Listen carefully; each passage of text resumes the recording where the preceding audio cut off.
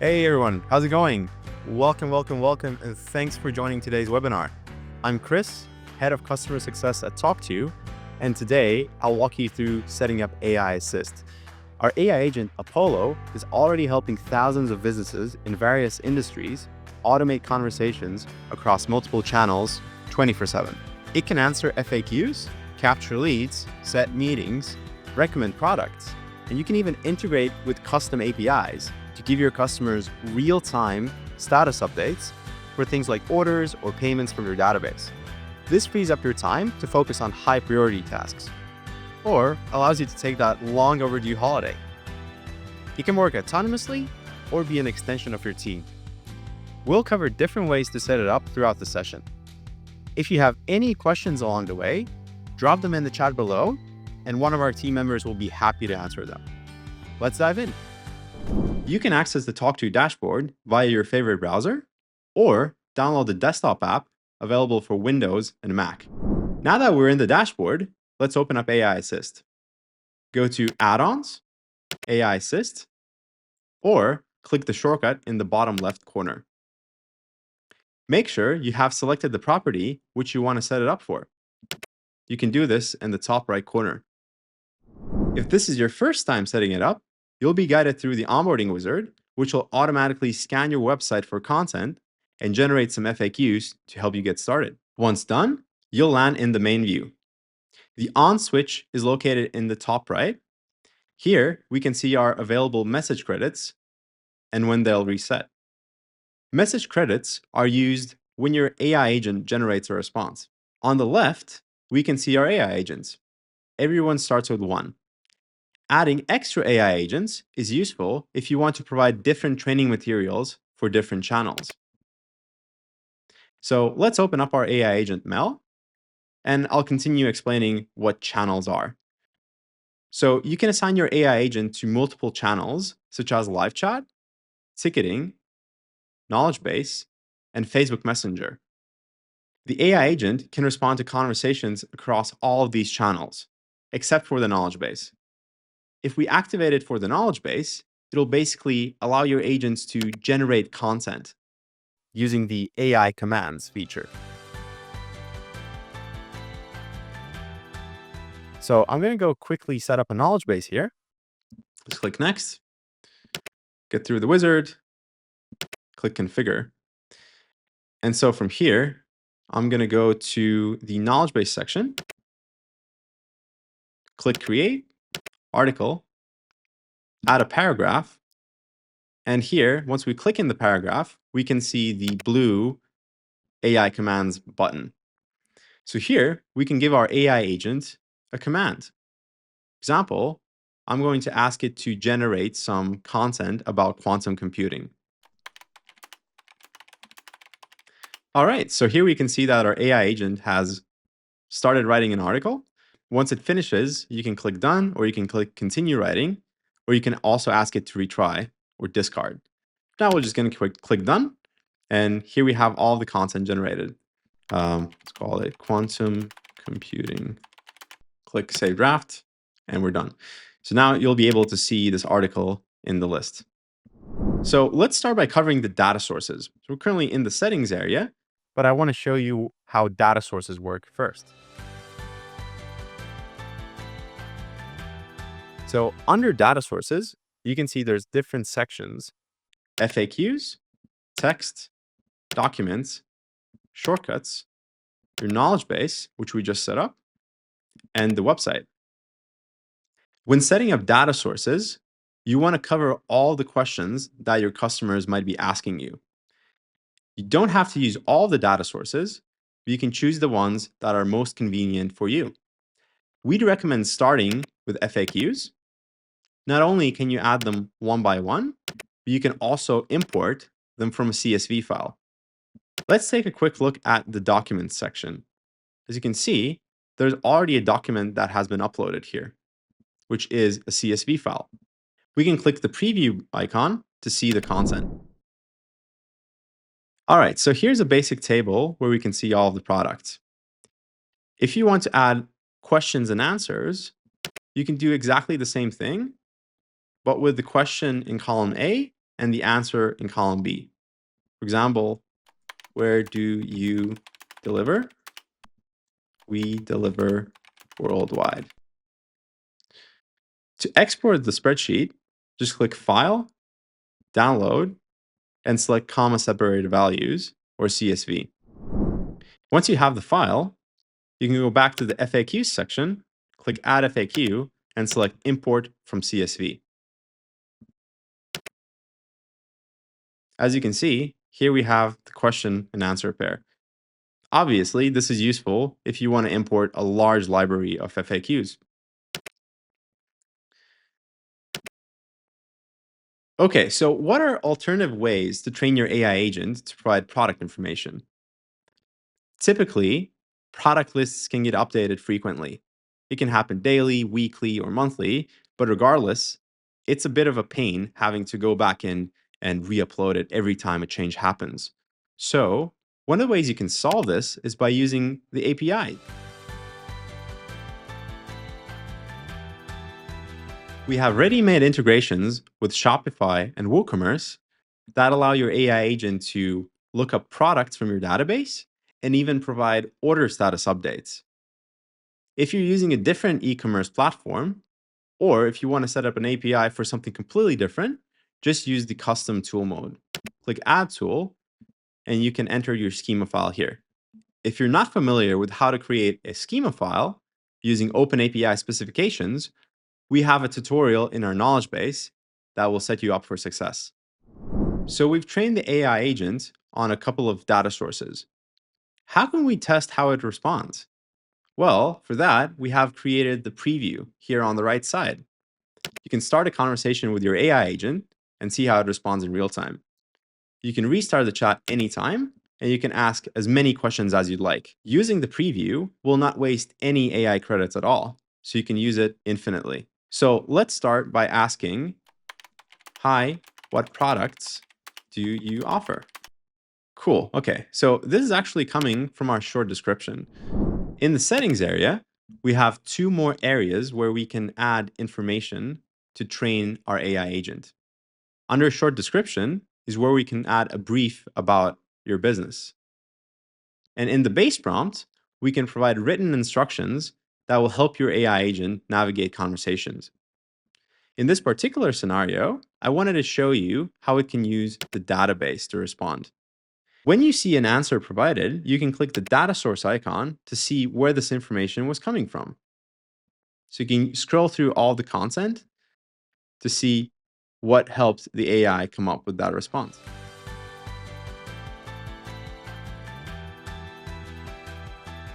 Let's dive deeper into the base prompt. I'll show you what custom instructions I've added here and also what else is possible. Okay, so let's restart the chat. So you might have noticed that the AI responded with a lot of different emojis and used a particular tone of voice. This was coming from the base prompt. This is the first line here that explains this. In the second line, we have the instructions that it should only use the provided information to respond to queries. The provided information refers to your data sources. The third one is the escalation procedure, basically. So here we've said, if you don't know the answer to the question, ask them to email us at support@tawk.to and include this in your response. Okay, let's see how that works. I'm going to ask a question that the AI agent hasn't been trained on, and let's see how it responds.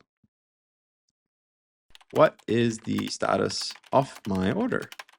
Sorry, but I don't have access to order statuses. Please email us at support for assistance with your order status. And there's also the option to submit a ticket. Okay, let's click that and see what happens. Cool, a form was brought up. So how did I set this up? The button that says submit a ticket can be achieved by adding option in square brackets followed by the label you want for the button. When the customer clicks that button, it sends this exact text in the chat. So how did we pull up the form when I clicked submit a ticket? Let's scroll up to the data sources and go to shortcuts. So here's a shortcut that's called submit ticket. This is a custom shortcut that we've set up. Let's take a look. So we have the shortcut title and message, and we've also added an element called the ticket form. So this is the ticket form here. Besides the ticket form, you can also add other suggested messages, which are essentially these clickable buttons. Yeah. And you can also add actions, such as transfer the chat or add or remove a tag. This is useful if you want to label particular actions or scenarios within conversations. All right, so let's say that your goal for training your AI agent is to have it capture leads. You can achieve this by modifying the base prompt. So I've added 2 lines here for some very basic lead capture setup, and we can test how it works. And I'll ask, what is your shipping policy? Just for an example. The question could be literally anything. It doesn't really matter. So here we have the answer to the question, and here we have the prompt. My name is Mel, by the way. How may I address you? Cool. So I'll give in my name. Nice to meet you, Chris. Just in case we get disconnected, could you please provide your email address? Sure. Kristaps at tawk.to. Right. So as you can see, using the base prompt, you can have your AI agent execute different types of tasks or activities. This is great for lead capture. You can also have it ask a set of questions based on a particular scenario. If you're using the option to basically add buttons in the responses, then we would recommend adding this line. If response has option, always include it as plain text. This is just basically going to ensure that the buttons are always included in the responses where necessary. There's also a line here that says, when suggesting product, please include the relevant links and URLs and suggest at least 2 relevant products. So we can test this out by asking, hi, what plushies do you offer? So it should give me some options here. Let's see.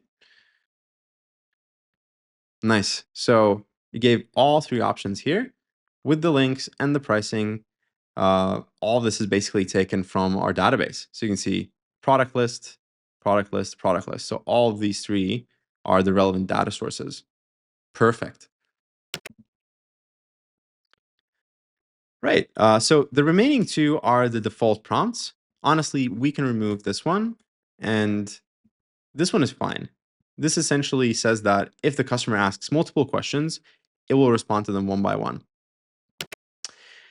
One thing that I forgot to mention earlier when we talked about data sources is that regardless of how the customer is going to articulate their question, the AI is going to understand the intent. So, for example, regardless of whether I ask for pricing, costs, or fees, it's going to understand that all of those are pricing queries and respond accordingly. An important thing to look at here under behavior. If you want to be notified when chats come in, you want to make sure that you enable the delay option. We recommend setting it for 10 seconds. So the logic here is that when a conversation is started, you'll get the notification first. And if you don't respond within the set amount of time, in this case, 10 seconds, then the AI agent will take over the conversation. You can also choose to activate multilingual support or choose a particular language that your AI agent will use. If you have multilingual support enabled, if a customer starts a chat in a foreign language, basically any language that exists, it will respond in the same language. To give you an example, let's say, ciao, come stai? Sto bene, grazie. Excellent. So as you can see, it can speak Italian. We can do multiple different examples here.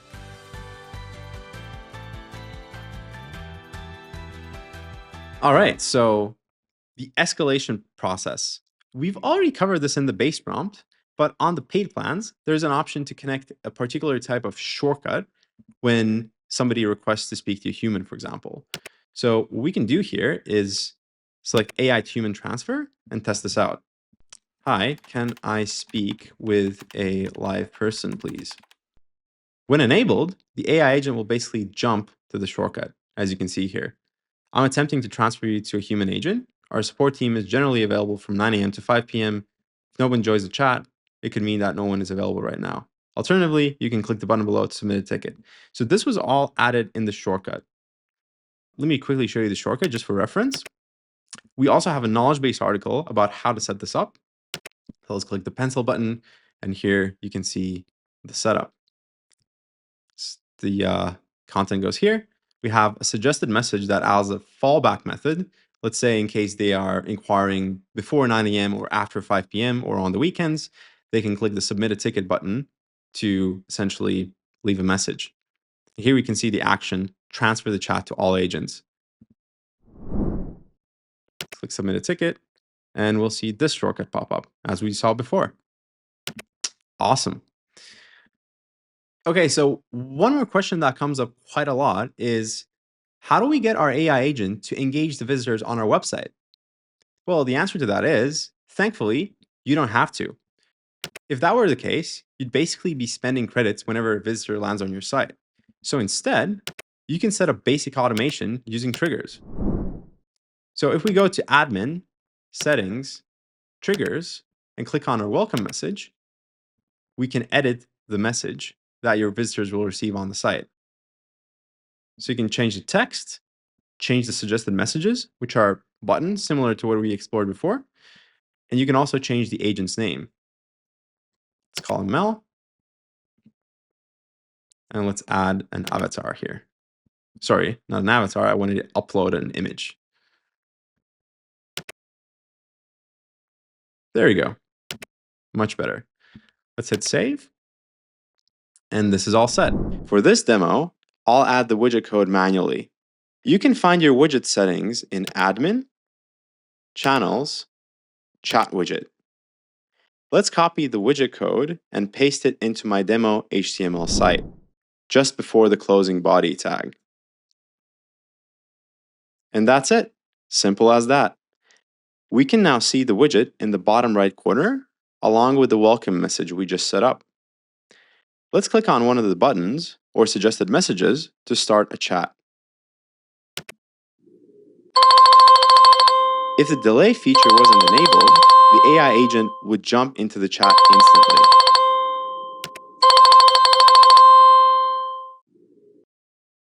But since it's turned on, the AI will wait 10 seconds before joining, unless someone else responds first.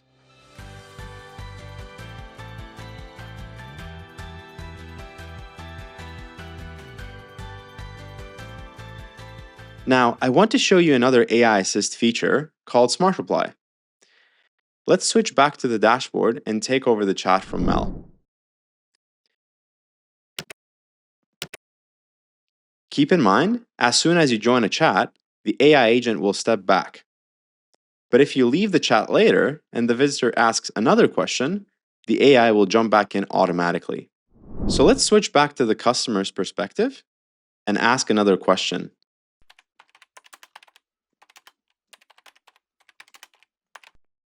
What plushies do you have in stock? I could type out a response myself, but to save time, I'll use Smart Reply to generate one. The response should be exactly the same as what Mel would say, based on the data we've trained it on. In this case, the details are coming from the product database CSV we uploaded earlier. I can tweak the response manually or by using AI commands. Just click the / icon, choose AI commands, and pick the command you'd like to use.